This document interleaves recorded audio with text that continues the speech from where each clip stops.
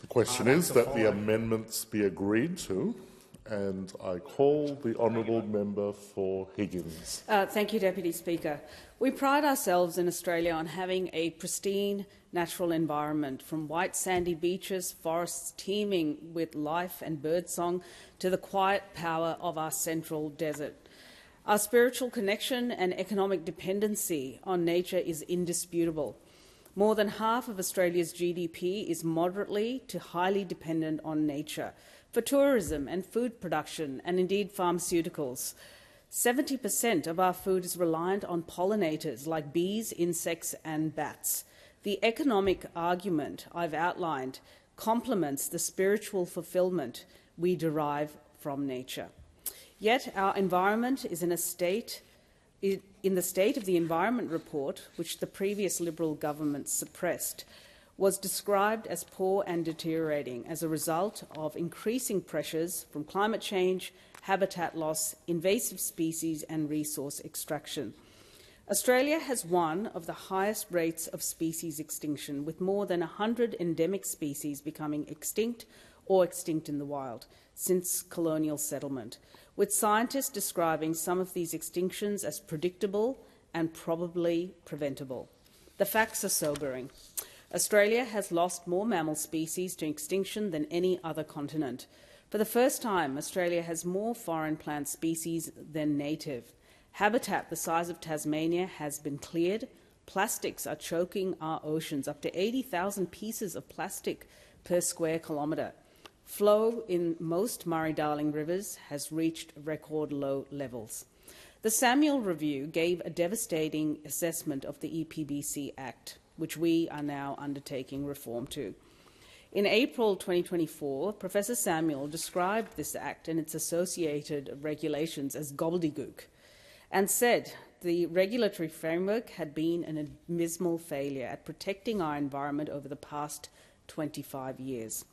In response, our Nature Repair Market Bill, a world first, was passed at the end of last year, and it also included expanding the water trigger to include unconventional gas.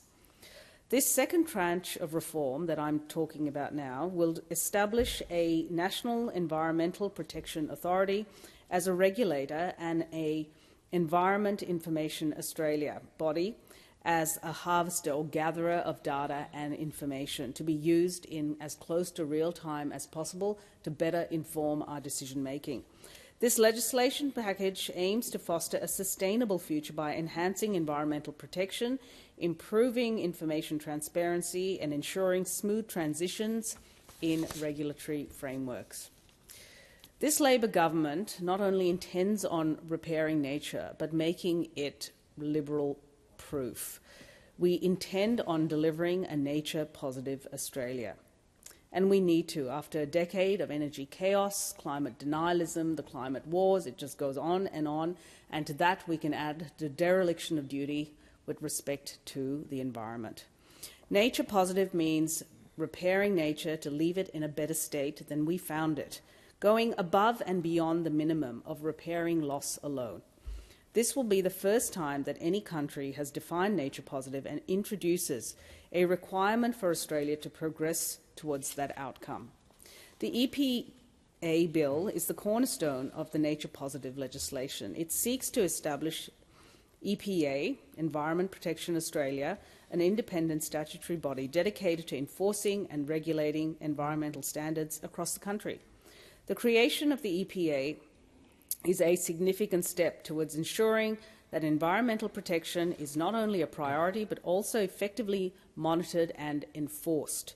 The EPA will provide independent oversight, comprehensive environmental standards, public participation and transparency, and enhanced monitoring and reporting. Under Labor, we will fix our laws so they are less bureaucratic and provide more certainty for business. But we will also make sure that they improve nature, protect our unique native plants and animals, and prevent extinctions. These are ambitious goals, but they have to be ambitious, given the scale of degradation that we are currently facing.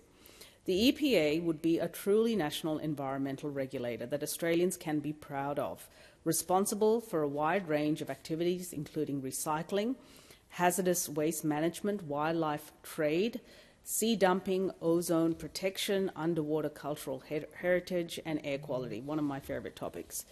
We are investing in our people, our planning and our systems to speed up development decisions, to deliver quicker yeses and, when necessary, quicker nos. An audit ordered by Minister Plibersek, who I commend for driving this legislation last year, found that around 1 in 7 developments could be in breach of their offset conditions. That is, where a business had not properly compensated for the impact a development was having on the environment. This is unacceptable. The EPA would be the tough cop on the beat, enforcing our laws through new monitoring, compliance and enforcement powers.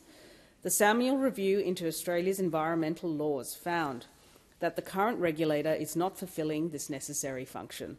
Professor Samuel also found that serious enforcement actions are rarely used and that penalties need to be more than simply the cost of doing business. Our bills respond to these deficiencies. That's why we are increasing penalties. For serious breaches of federal environmental laws, courts would be able to impose penalties of up to $780 million. The EPA will be able to issue environment protection orders or stop work orders in order to prevent imminent, significant environmental risk or harm. The EPA would also be able to audit businesses to ensure they are compliant with environment approval conditions. The Minister will retain the power to make decisions where they wish to do so, and in practice will make decisions based on advice of the EPA. The EPA would work hand in glove with Environment Information Australia, or the EIA, as well as state and territory governments to enable better use of environmental data, both in planning and decision-making. We recognise that informed decisions require reliable data. Centralised environmental information will help facilitate better decision-making. Achieving a nature-positive Australia relies on good data and useful environmental information. This information will inform investment, policy and regulatory decisions by government, the private sector, community groups, academics, scientists and philanthropic groups. In other words, it's available for everyone. We know that national environment information and data is fragmented. Its quality is uncertain and what is available is not readily accessible and usable. When businesses are more easily able to select sites which minimise impacts on nature, projects can be approved more easily and completed more quickly and save money, both for the taxpayer as well as business. Legislating for independent, consistent and authoritative environmental reporting will mean that no Australian government can hide the truth about the state of the environment like the previous government did, to their enduring shame. The bill also provides more transparency of the critical information and data that underpins regulatory decision-making.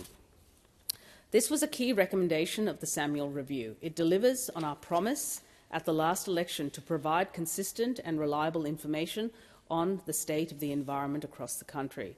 This bill will require reports to be published online every 2 years instead of every 5 years. It will allow us to get on the front foot and better apply and track protections where they are most needed.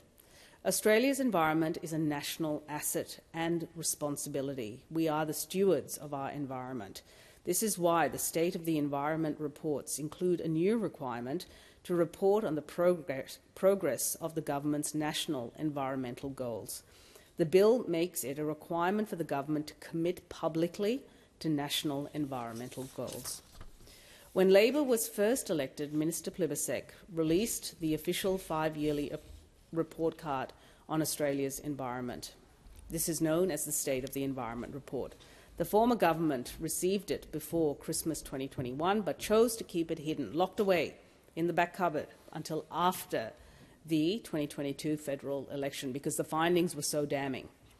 It was a distressing read, and it shows just how much damage a decade of Liberal and National Party neglect, in fact ineptitude, did to our environment. The Leader of the Opposition, in his budget reply this year, stated that he would defund the Environmental Defender's Office and speed up approvals to unlock gas. Conspicuous was any mention of protecting the environment. That should send a shiver down the spine of every single Australian who enjoy recreating and travelling through this great land. In contrast, establishment of an EPA and EIA future-proofs our environment from bad governments and commercial overreach. Importantly, it has broad support across environment, business, farming, and community groups.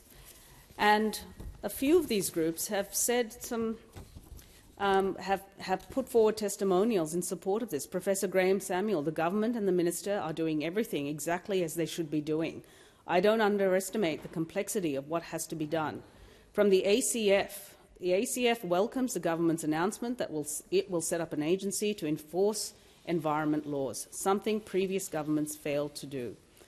And the WWF, the World Wildlife Fund, the EPA is a potential game changer. By establishing robust regulatory frameworks, improving data accessibility and ensuring smooth transitions, the Albanese government's Nature Positive Plan sets the stage for a sustainable and resilient future. This legislation not only addresses current environmental challenges, but also lays the foundation for long-term ecological health, economic prosperity and social well-being. It is a crucial step towards ensuring that Australia remains a vibrant, healthy and thriving nation for generations to come. I commend this bill to the House.